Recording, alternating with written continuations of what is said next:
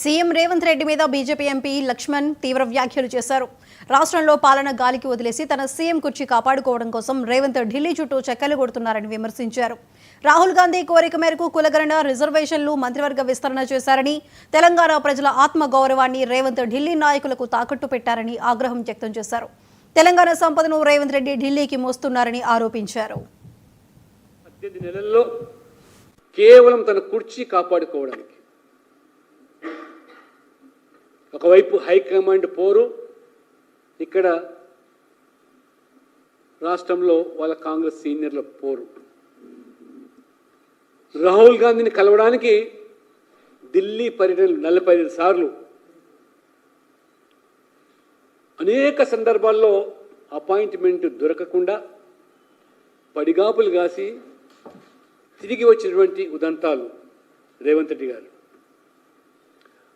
రేవంత్ రెడ్డి గారు చేస్తున్న తెలంగాణకి ఏమిటంటే, ఒరగబెట్టింది ఏమిటంటే ఢిల్లీ సంపదను,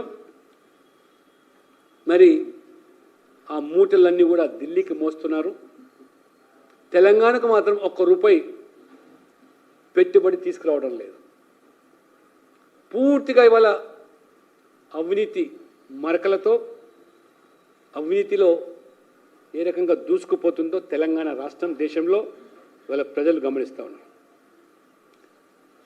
అత్యంత ఉత్తమమైనటువంటి రాజ్యాంగ పదవి, ముఖ్యమంత్రి పదవిని ఇవాళ రాహుల్ గాంధీ వద్ద తాకట్టు పెట్టి తెలంగాణ ప్రజల ఆత్మగౌరవాన్ని ఏ రకంగా దెబ్బతీస్తున్నాడో తెలంగాణ ప్రజలు ఆవేదన చెందుతున్నారు.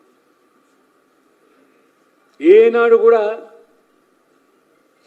ఢిల్లీలో రాహుల్ గాంధీ వద్ద తెలంగాణ అభివృద్ధి గురించి, భవిష్యత్తు ప్రణాళిక గురించి చర్చించకుండా ఇంతసేపు రాహుల్ గాంధీ కోరిక మేరకు కులగణన, రాహుల్ గాంధీ కోరిక మేరకు రిజర్వేషన్లు, రాహుల్ గాంధీ కోరిక పేరు మీద సామాజిక న్యాయమని, రాహుల్ గాంధీ కోరిక పేరు మీద మంత్రివర్గ విస్తరణ, రాహుల్ గాంధీ కోరిక మేరకు పిసిసి కార్యవర్గం యొక్క, మరి వీటితోనే కాలం గడుపుతూ రాహుల్ గాంధీ కోరిక తెలంగాణ ప్రజలు కోరికలను మాత్రం నట్టేట ముంచారు.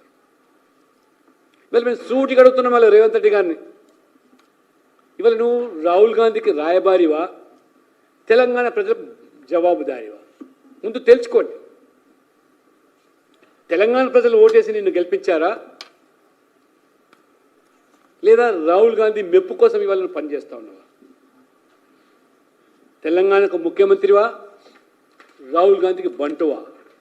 రేవంత్ రెడ్డి గారు ఈ 18 నెలల్లో కేవలం తన కుర్చీ కాపాడు